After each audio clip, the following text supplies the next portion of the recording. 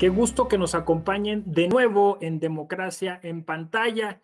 Y hoy tenemos el agrado, el placer de tener a una querida amiga y colega. Ella, aunque es abogada, trabaja como profesora en la Facultad de Ciencias Políticas y Sociales de la máxima casa de estudios. Bienvenida, Rosa Merlín. Hola, ¿cómo estás? ¿Qué tal, José Ramón? Muy buenos días. Pues primero que nada, agradecerte la generosa invitación. Me siento muy honrada de estar en el programa y pues qué gusto. Y bueno, pues miren, yo con Rosy he hecho muchas cosas de cine en la Facultad de Ciencias Políticas y bueno, ahora está también muy activa en la Facultad de Derecho, que además pues no es fácil encontrar así cómplices, ¿no? Que le entren al tema de la cultura popular, del cine y las series. Y tú te has dedicado a ello y de hecho te propuse para el programa y tú me dijiste 3 películas, o sea, tres cosas. Y dije, bueno, vamos a empezar por la primera en tu lista y es el caso que hoy vamos a analizar. Una película que incluso se ha vuelto típica para explicar dentro de la ciencia política y el derecho muchas cosas. Me refiero a La aldea de Night Shyamalan. Así es, la verdad es que es una película muy interesante que nos permite ver algunas cuestiones fundamentales para la comprensión del Estado, la legitimidad de la autoridad y, por supuesto, el tema democracia. Este filme fue estrenado en 2004, un actor que es protagonista, pues sabemos es Joaquín Phoenix, quien pues hace un papel fabuloso. Prácticamente va a representar a uno de los personajes que es uno también de mis favoritos, Lucius. Y esta película nos muestra cómo un grupo de personas deciden construir una nueva vida en comunidad, lejos de la violencia de la ciudad, fuera de los perímetros de un bosque en el que su estilo de vida es simple, determinado por el trabajo colectivo, la autosuficiencia alimentaria, y un grupo de adultos son quienes la dirigen y conforman un consejo para tomar las decisiones más relevantes de esta.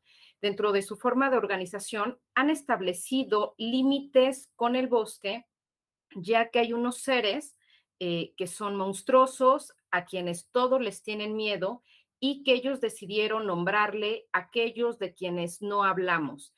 Este nombre se les da a estos seres extraños que habitan en el bosque que rodea la aldea, lo cual pues ha generado miedo a los aldeanos y se ha establecido un pacto entre los aldeanos y entre estos monstruos, donde los aldeanos no entran al bosque y los monstruos no entran a la aldea. Entonces, el trama de la película inicia con Lucius, un joven de la aldea, que considera importante atravesar el bosque para llegar a la ciudad, pero, como les comento, este pacto.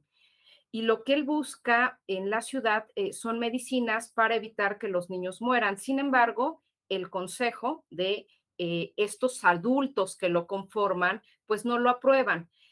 Ante estas solicitudes constantes de atravesar el bosque, pues las amenazas cada vez se hacen más constantes de estos seres monstruosos y quienes generan miedo en la aldea. Por lo que Lucius, a lo largo de la película, vemos que se enamora de Ivy, una joven ciega.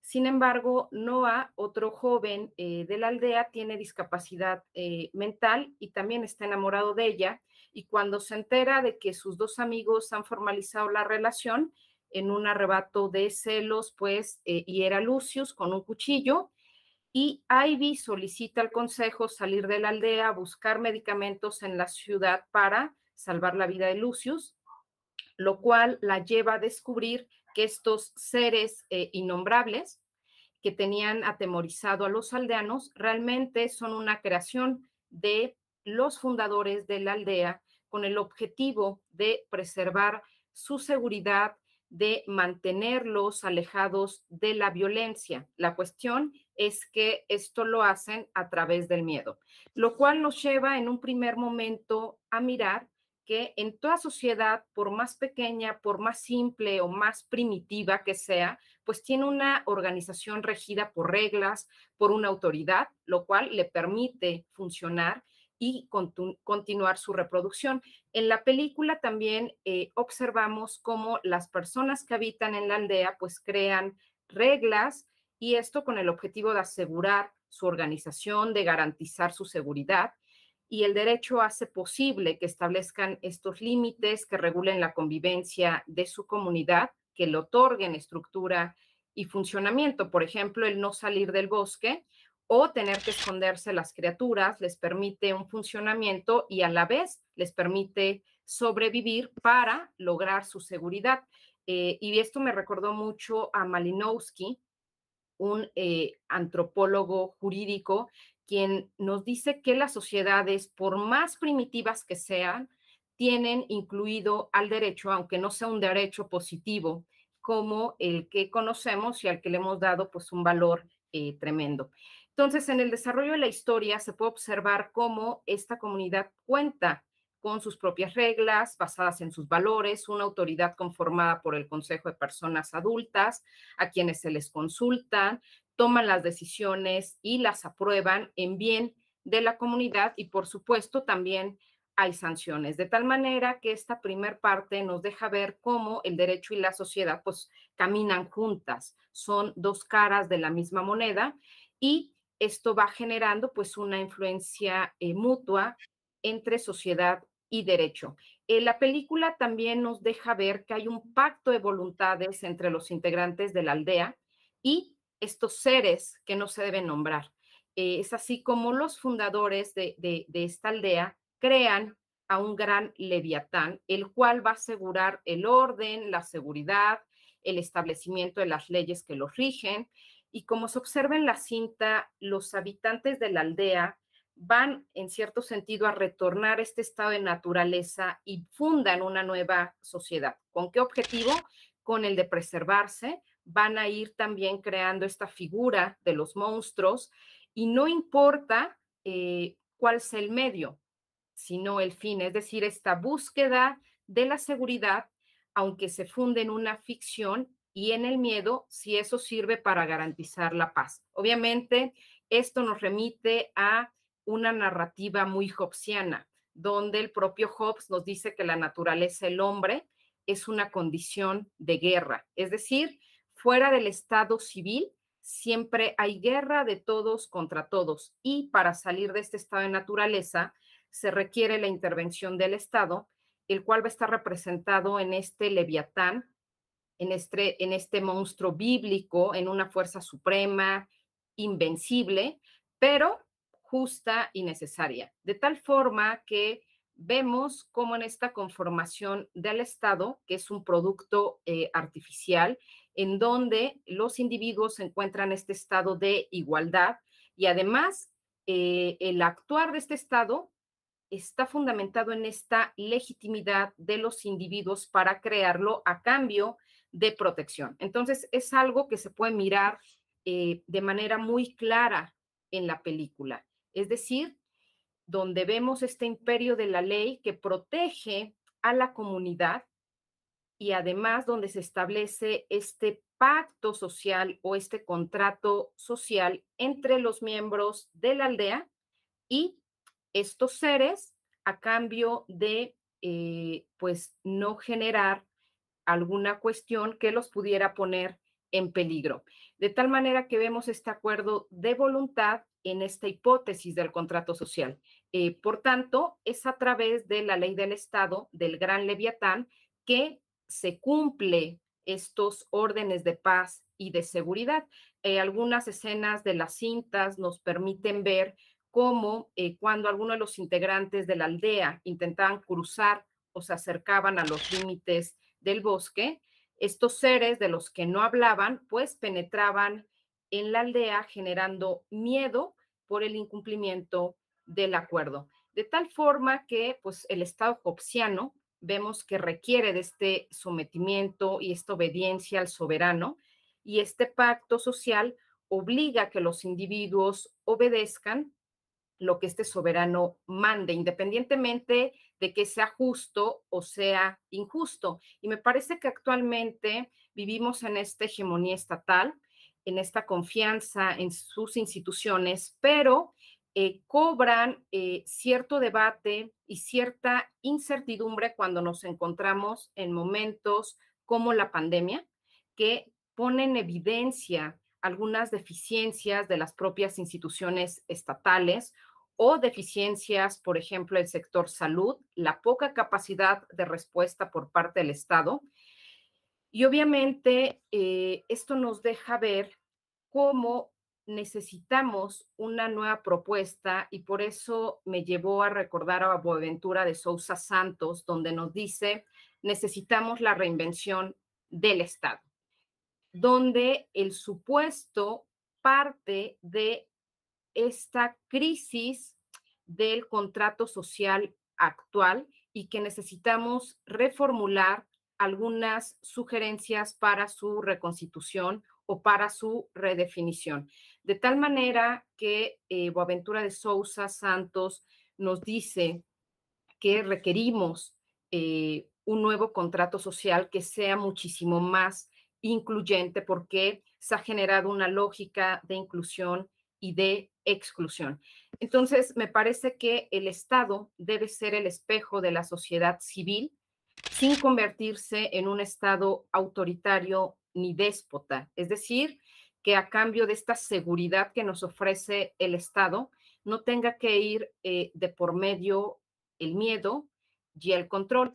En este sentido, en efecto, tenemos esta urgencia de que el Estado sea reinventado, pero no en estos términos. Y la película nos permite mirar esto, es decir, aquellos de los que no hablamos, este gran monstruo, este gran leviatán, se presenta como un mal necesario, donde debe permanecer en la aldea y cumplir con los mandatos del consejo. Entonces, este miedo a través de las criaturas es una forma de control social para que los aldeanos preserven su seguridad y mantengan el orden bajo este pacto y se sometan a ellos. Javier Cercas, un escritor español, en un artículo muy interesante sobre el miedo, nos dice que en nombre del bien, pues se han cometido muchísimas barbaries, pero además esta sensación colectiva del miedo va generando más incertidumbre, angustia y miedo, lo cual nos obliga a mirarnos, ¿no? En un mundo cada vez más complejo y lleno de incertidumbre. Simplemente con la pandemia creo que lo podemos mirar. También Carlos Borle plantea que el miedo primordial deviene del origen del Estado, este miedo déspota, y que Hobbes sabía perfectamente que el miedo paraliza y además pensaba en esta relación entre el soberano y el súbdito como una relación análoga entre el Dios y sus criaturas, en una relación totalmente asimétrica de obediencia ante un Dios que ordena y el otro obedece sin hacer alguna crítica o sin decir algo. De tal manera que a mí me parece que esta película nos invita a mirar, además de esto que ya comentamos, que el miedo es poder. Y quien controla el miedo, pues gana. De tal forma que dentro de la política estatal vamos a encontrar el miedo como un instrumento del y para el servicio del poder que se vuelve peligroso porque dirige voluntades, porque manipula, porque condiciona, porque conduce a los otros hacia donde le interesa el poder. Y el mensaje de la película nos deja ver que el miedo político ha estado presente en las reflexiones del Estado. Por ejemplo, Hobbes nos habló del miedo como esta fuente legitimadora y justificadora del dominio, este estado absoluto. Para Maquiavelo, en su obra El Príncipe, nos decía, si éste quiere conservar el poder, pues debe ser temido. Montesquieu relacionaba el miedo con el despotismo.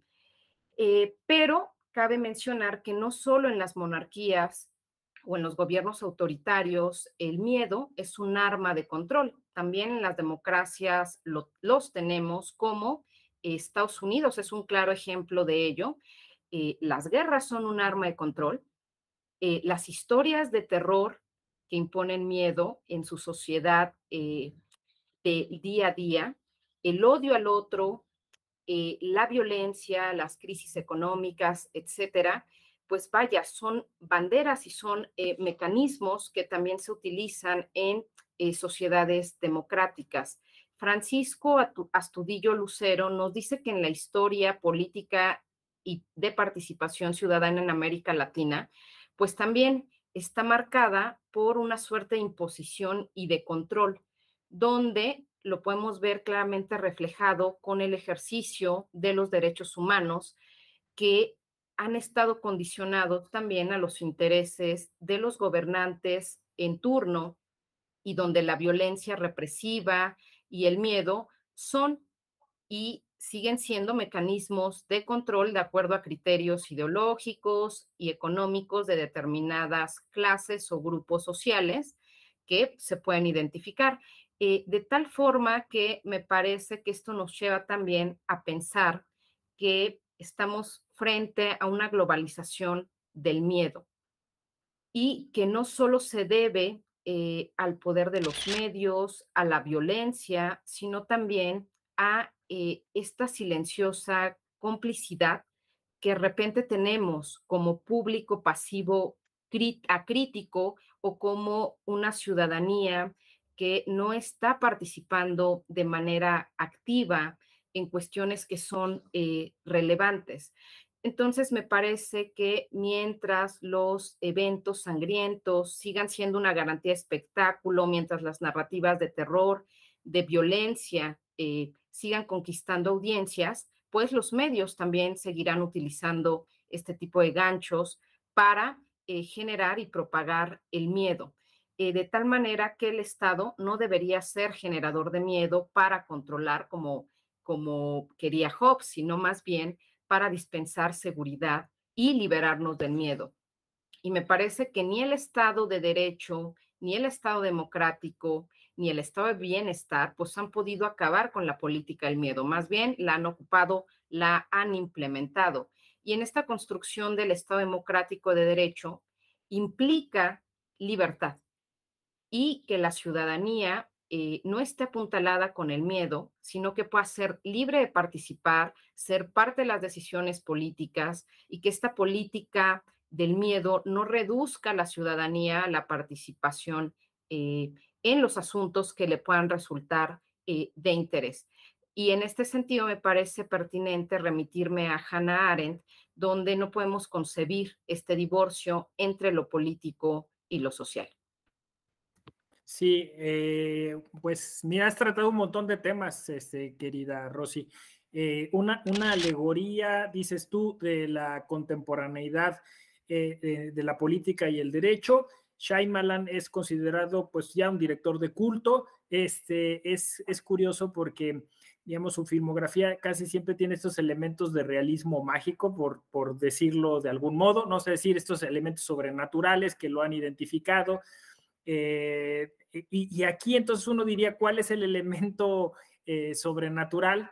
Estaba yo pensando cuando hablabas, claro, el miedo que en esta primera parte de la película, bueno, pues no, de alguna manera casi es un crossover, ¿no? Entre cine político, cine social y cine de terror, y después pues vas descubriendo las claves, de justo lo que estás mencionando como un sistema de control y donde se genera esta paradoja que, como bien dices, no es exclusiva de los sistemas autocráticos, sino que también las democracias lo manejan, incluso las democracias contemporáneas, incluso podríamos decir hasta los populismos, ¿no? De una manera, porque el populismo pues abreva de ahí, de generar este argumento que le llaman el hombre de paja, ¿no? O sea, decir, crear un miedo que después al cual reaccionas y entonces con toda la fuerza del Estado atacas, ¿no?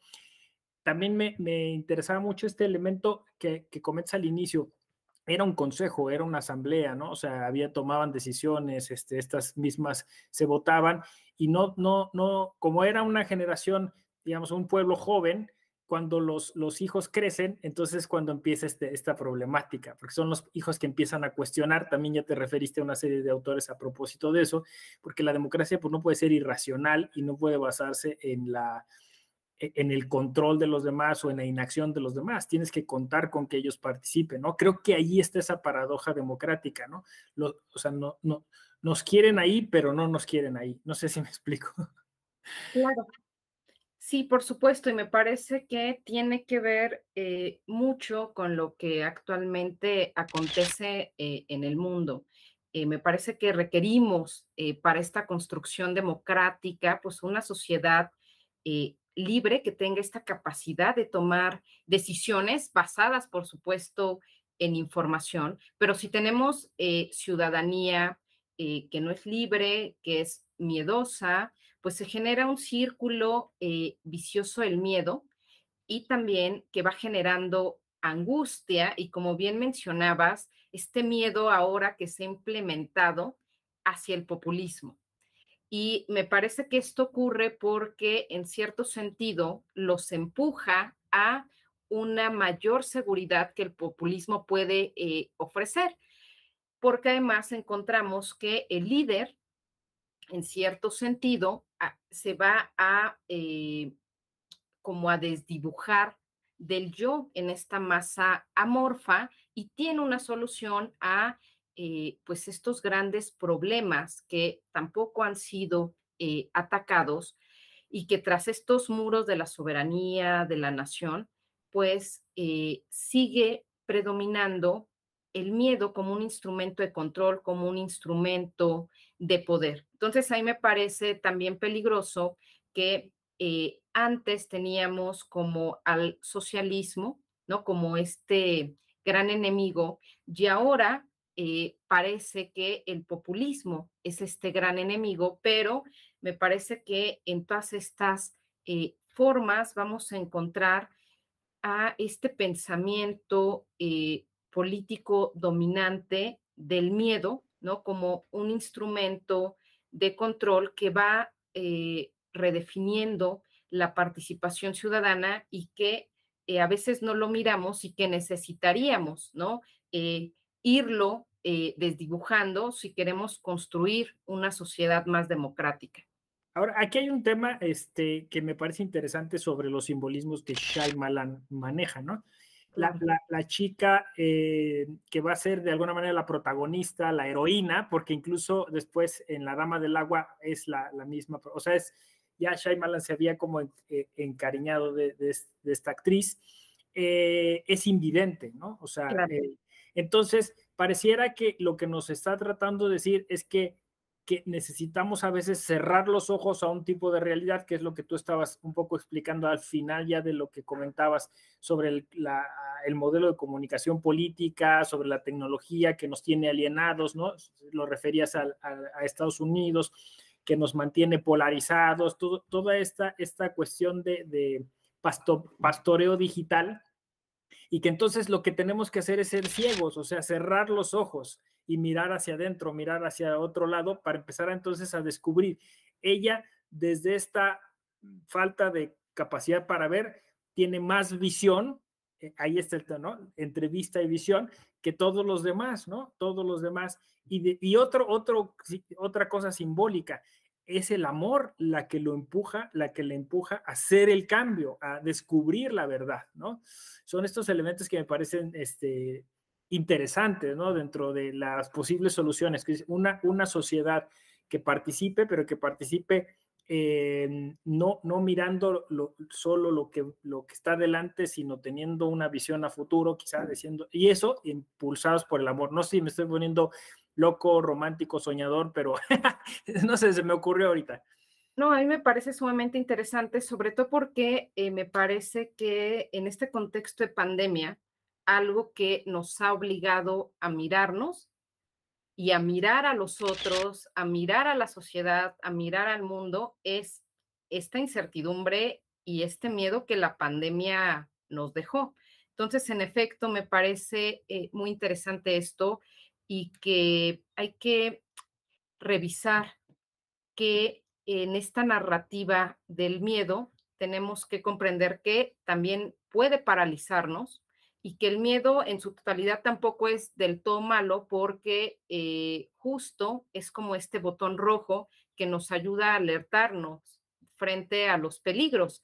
El problema es cuando este miedo se introyecta y empieza a carcomer las propias estructuras, es cuando va a paralizar y no va a permitir la actuación de la ciudadanía. Entonces, me parece a mí fundamental el que nos miremos, el que retornemos y que frente a toda esta información que encontramos en los medios sociodigitales, en las redes sociales, etcétera, me parece que tenemos que mirarnos nuevamente, que voltear a mirar todas estas exclusiones y yo insisto, en palabras de Boaventura de Sousa, tenemos que reinventar al Estado, reinventar la ciudadanía para ir generando que en este mundo lleno de incertidumbre y de miedo, pues tengamos alguna participación más activa. Sí, yo con eso me quedaría, superar nuestros miedos irracionales, ¿no? Sería el tema, ¿no? Que los sistemas políticos utilizan a veces para controlarnos y que bastaría un poquito, pues, eso, abandonar este estado de, pues sí, de confort que a veces nos brinda el propio sistema, que es ilusorio, por lo que ahí se cuenta, ¿no? Quizás sí tengamos un cierto grado de seguridad estando encerrados en The Village, ¿no? en la villa, pero 3, 4 pasos más allá hay otras oportunidades y el ser humano no se puede quedar con eso, busca la libertad constantemente y creo que eso se trata.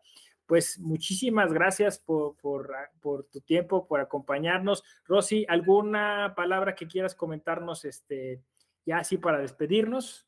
Pues a mí me parece que es fundamental que de verdad seamos ciudadanos activos, no importa si somos ciudadanos digitales, pero que tengamos una participación activa, que no permitamos que el miedo, la incertidumbre nos paralicen y que pues bueno, sigamos construyendo en nuestras instituciones políticas, es fundamental nuestra participación.